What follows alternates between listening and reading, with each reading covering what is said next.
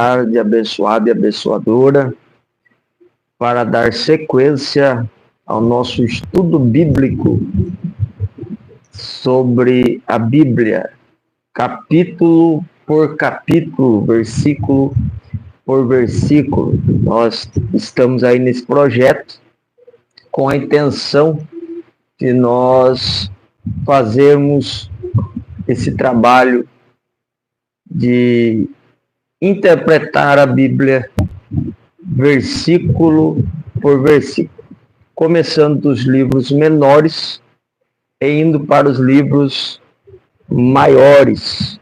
Então, começamos aí pelo livro de Obadias, que é o primeiro livro que tem um capítulo na Bíblia. Citamos aí no livro de Obadias acerca de Edom, porque Deus traria juízo a Edom. Depois nós fomos para o porquê do juízo, a ira de Deus contra Edom. E agora nós estamos indo para aquilo que nós chamamos de os resultados da ira de Deus, tanto para Edom quanto para o povo de Israel. Nós paramos aí no versículo 15. Tá saindo som aí, Sam? Tá? Versículo 15. E vamos continuar até o versículo de número 21. Hoje encerramos aí o livro de Obadias. Está com a gente aí o nosso amigo evangelista Lucas, paz do Senhor Jesus. A irmã Mariana também está com a gente aí. A paz do Senhor Jesus. A minha esposa. Deus abençoe, meu amor, pela boa cooperação nessa tarde. A irmã Sueli também está com a gente aí. Deus abençoe em nome de Jesus. Irmãos, eu não vou ficar cumprimentando para que nós possamos ganhar tempo. Nós vamos aí para o versículo de número 15 do livro de Obadias. Eu estou ajeitando as coisas aqui, irmãos, porque é um assunto que nós começamos, aí a gente acaba deixando um pouquinho para lá, um pouquinho para cá, mas vai dar certo em nome de Jesus. Vamos lá.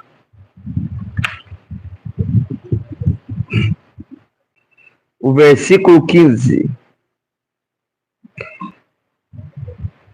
Paramos no versículo 15, falamos sobre a lei da semeadura. Deus diz aos edomitas, ao povo de Edom, dizendo: assim como tu fizeste, assim se fará contigo. A tua recompensa voltará sobre a tua cabeça. Lei da semeadura, uma lei divina, uma lei bíblica, uma lei que nunca falha. É a lei da semeadura. Pense em uma lei que quando você acha assim, eu já fiz, esqueci, Deus esqueceu, não tem mais como haver nenhuma cobrança acerca disso. Quando você mesmo imagina, a lei da semeadura chega. E ela é uma lei infalível. Depois ele continua dizendo, aí você vai ver a diferença entre o povo de Deus e os seus inimigos. Olha o versículo 16, ele diz assim: porque como vós bebeste no meu santo monte, assim beberão também de contínuo todos os gentios, beberão e sorverão, e serão como se nunca tivessem sido. Aquelas pessoas que fazem mal ao povo de Deus, um dia eles desaparecerão. Um dia eles serão apagados da história. Mas a Bíblia diz que os que confiam no Senhor são como os montes de Sião, que não se abalam, mas permanecem para sempre. Então, ninguém que se levanta contra o povo de Deus sairá ileso ou permanecerá. Pode haver um momento de triunfo, um momento de glória, entre aspas, até mesmo um momento de vitória. Mas, no final, aqueles que servem a Deus permanecerão. Nenhum inimigo do povo de Deus vai permanecer contra o seu povo. Deus, ele está vendo todas as coisas. E quando nós olhamos para isso, nós vemos que na história, na Bíblia, todos aqueles que se levantaram contra Deus e contra o seu povo tiveram um final trágico, tiveram um final de derrota. E até hoje o povo de Deus permanece para sempre. E Deus diz assim, mas, isso aqui é uma preposição, no Monte Sião haverá livramento, e ele será santo, e os da casa de Jacó possuirão as suas herdades. Escute o que eu estou dizendo. Ninguém pode impedir o povo de Deus de alcançar o que Deus tem para eles. Existe uma promessa sobre a nação de Israel. E essa promessa, ela é perpétua, ela é contínua. E você vê que por mais que se levantem contra Israel, tentem se levantar, tentem destruir Israel, ela se levanta das cinzas. Por quê? Por causa que existe uma promessa de Deus. E essa promessa é: vocês herdarão a terra. Você pode aplicar de uma maneira literal, quando Israel, no reino milenar, irá ser colocada na terra. E você pode interpretar quando, de uma maneira espiritual, existe uma promessa de herança celestial para o povo de Deus chamado igreja.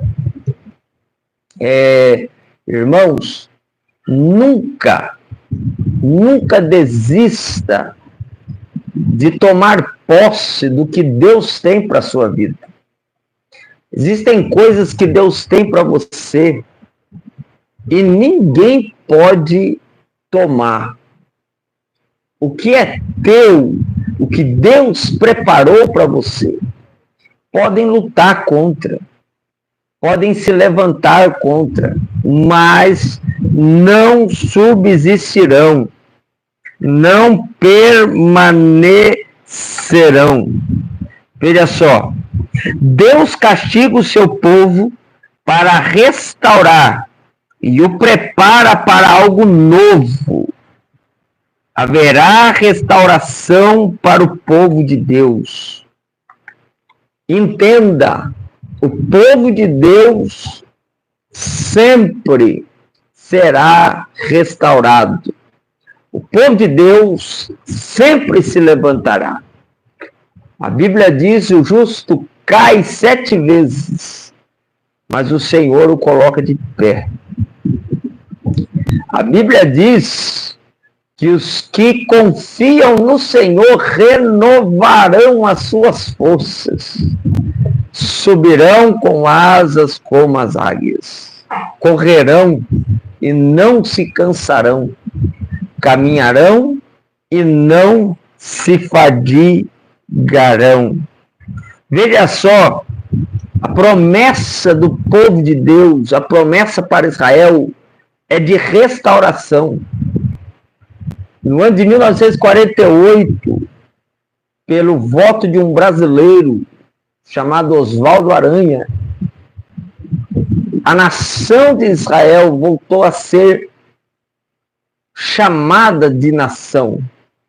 E desde então, apesar de ser uma nação, entre aspas, nova, ela cresce absurdamente.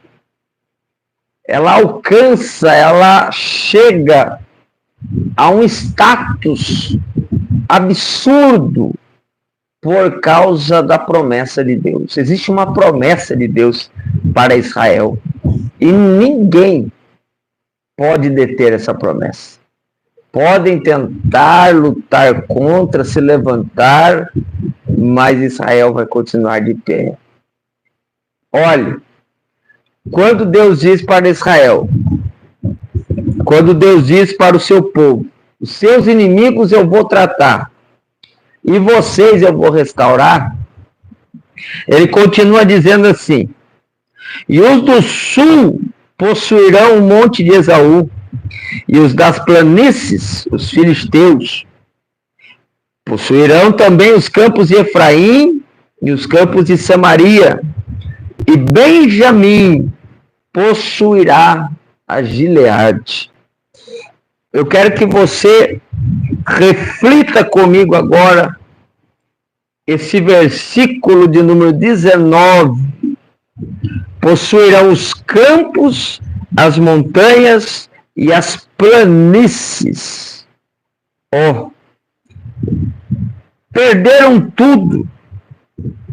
Foram apagados da história, porque não perdoaram seus irmãos, porque odiaram seus irmãos e, consequentemente, não o amaram.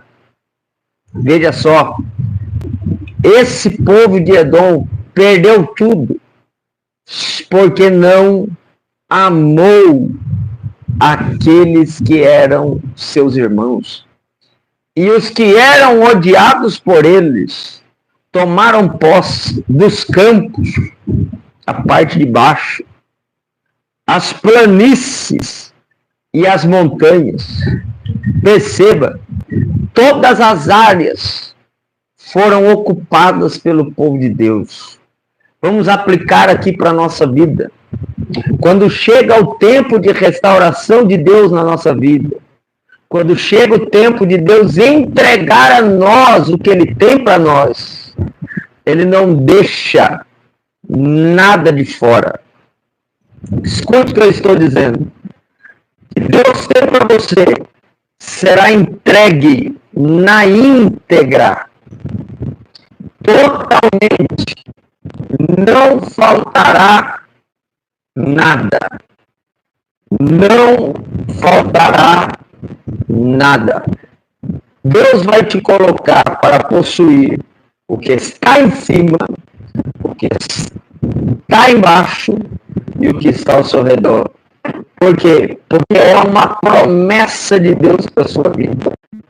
Quando chega o tempo da exaltação, eu não estou aqui falando de algo de teologia da prosperidade, nada disso, nem da teologia da vingança, nada disso. Eu estou falando que o que Deus tem na vida do seu povo, o que Deus tem com o seu povo, Ele cumprirá. E muitas das vezes, aqueles que não agiram como deveriam agir, eles serão a maior testemunha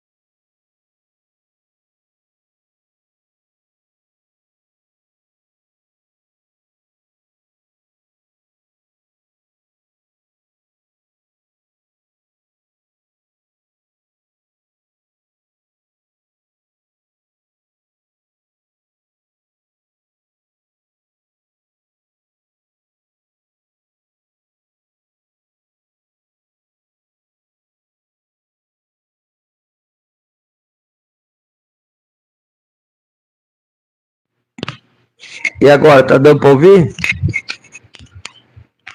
Veja aí. Tá ouvindo? Não? Voltou. Aê! Glória a Deus. Maravilha. Vamos lá, que a gente tá na fase de teste desse mistério aqui. Qualquer coisa vocês vão falando aí.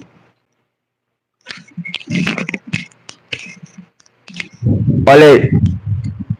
Quando Deus restaura, Ele restaura por completo. Ele dá vitória por completo. Ele abençoa por completo. Então vamos lá. Daí Deus fala: e os cativos deste exército, dos filhos de Israel, possuirão os cananeus até Zarefate, e os cativos de Jerusalém, que estão em Zarefate, possuirão as cidades do sul. Olha aí. Pensa só, que coisa linda. O tempo de restauração de Deus. E o que é extraordinário é quem Deus vai usar. Deus vai usar os que estavam cativos. Vamos dizer a verdade, os prisioneiros, os derrotados. Deus vai usar os que estavam fora, totalmente fora do ambiente que Deus, aleluia, tinha para o seu povo. O que Deus está dizendo para nós? Deus está dizendo para nós que os improváveis herdarão o que Deus tem para eles. Olha, vou repetir. Os improváveis herdarão o que Deus tem para eles. Olha, muitas pessoas estão pensando que o cativeiro é o seu final. Mas Deus está dizendo: se prepare, porque os improváveis voltarão para as suas promessas. É um tempo de salvação. A palavra salvar, tanto no hebraico quanto no grego, ela não tem uma conotação somente de salvar no quesito espiritual. Por exemplo, quando Marcos 10, Jesus cura aquele cego, ele diz assim: vai, a tua fé te salvou. Salvar ali não é a salvação da alma, mas sim a cura que aquele cego recebeu. Porque soteria, no grego, é exatamente livrar, libertar, tirar. Ei, Deus está falando que Ele vai usar, vai libertar os que estavam presos, vai libertar os que estavam cativos. Ei, receba essa palavra. Há um tempo de salvação chegando para você. Há um tempo de salvação chegando para a tua casa, para a tua família, para os improváveis. Há um tempo de salvação chegando para aqueles que, no seu ponto de vista, talvez no ponto de vista da sociedade, não tem mais jeito, estão cativos.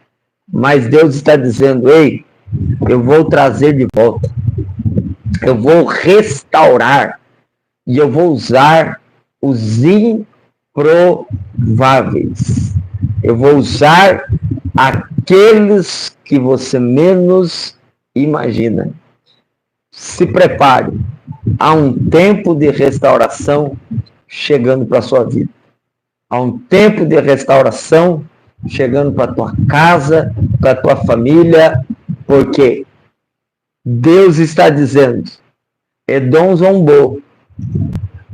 Edom pensou que era o fim, bateu palma, sorriu, cercou, preparou tudo para destruir o povo de Deus. Mas Deus está dizendo, eu vou usar os improváveis. Eu vou usar aqueles que, ao ponto de vista humano, não voltarão do cativeiro. Jesus está libertando. Jesus está dizendo, eu vou libertar. Vou trazer de volta e vou restaurar. Olha lá. Vamos para o último versículo do livro de Obadias. Então nós vamos aqui dar um panorâmico para encerrar. Primeiro, Deus fala de Edom, fala que Deus fala que iria julgá-lo. Depois Deus fala por que iria julgá-lo. E no final, Deus diz como restaurará o seu povo que passou por esse momento de humilhação, de dificuldade, de desprezo. E Deus diz no versículo 21, e subirão salvadores ao monte Sião, para julgarem o monte de Esaú, e o reino será do Senhor.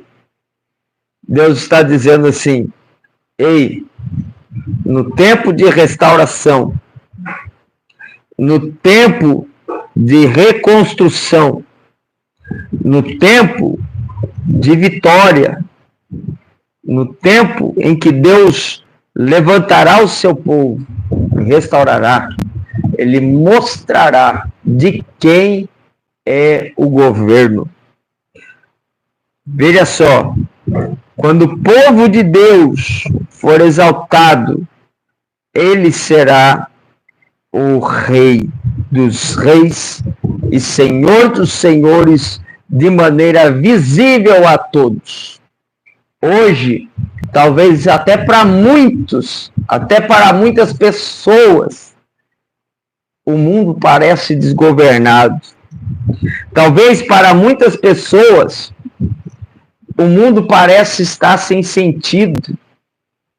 Talvez para muitas pessoas, o mundo está sem lógica, um mundo desgovernado. Mas eu tenho a notícia, o rei ainda está no trono. A visão de Isaías no capítulo 6, onde ele vê o Senhor assentado em um alto e sublime trono, ainda serve para os nossos dias. A visão de João no livro do Apocalipse, no capítulo 19, quando ele vê aquele que está sentado em um cavalo branco, e ele diz que na sua coxa, sob o seu manto, está escrito Rei dos Reis e Senhor dos Senhores. Ainda está valendo. A Bíblia que mostra o Rei eterno, imortal, ele é real. Ele está aqui para dizer, eu não perdi o controle. O governo da humanidade, o governo de todas as coisas está na palma das minhas mãos. E ele está dizendo, no tempo da restauração, eu vou revelar a todos quem é o rei. Quem estava no controle desde o começo. Quem estava trabalhando desde o começo. E creia nessa palavra que eu vou te dizer. Existe um rei que governa todas as coisas e que sabe de todas as coisas e que não perdeu o controle de nada. Talvez alguns estão dizendo, olha só o que está acontecendo no mundo, questões sociais, políticas, econômicas, questões na área da saúde, na área emocional, nunca se viu tantos desastres, tantas catástrofes, mas Deus está dizendo, eu ainda estou no governo, eu ainda estou na frente, tomando conta de todas as coisas.